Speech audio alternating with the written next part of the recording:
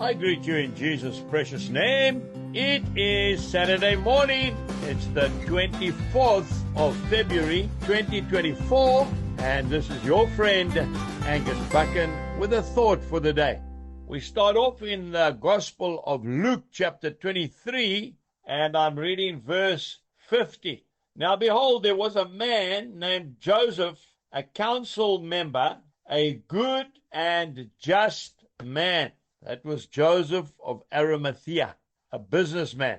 Then we go to Matthew chapter 1, and I'm reading verse 24. Then Joseph, being aroused from sleep, did as the angel of the Lord commanded him, and took to him his wife. And then right down the bottom of verse 25, and he called his name Jesus. We need to do the work which God has called us to do. We can't all be great ambassadors for Jesus, but we can do the work that God has called us to do. Now, Joseph of Arimathea was a businessman.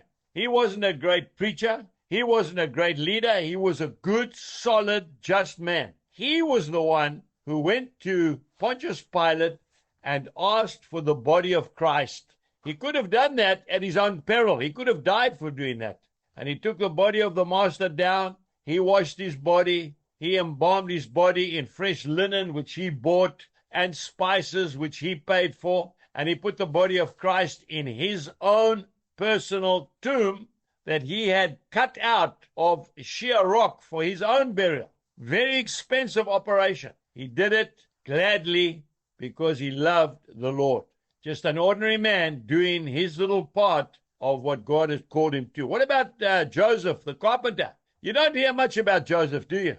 Well, I want to tell you that Joseph, the carpenter, was the man who had the privilege of naming that baby that Mary bore. He named the baby Jesus. He was the one who put bread on the table and was responsible for clothing and paying for accommodation for Jesus from the time he was born until the time he was 30 and he went out into public ministry. But you don't hear much about him, do you? Well, I want to tell you, he was mightily used by God. He had the privilege of housing Emmanuel in his home.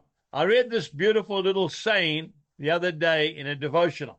He does the most for God's great world who does the best in his own little world. You and I today, let's just get on with the job that God's called us to, and he will do the rest. Jesus bless you, and have a wonderful day. Goodbye.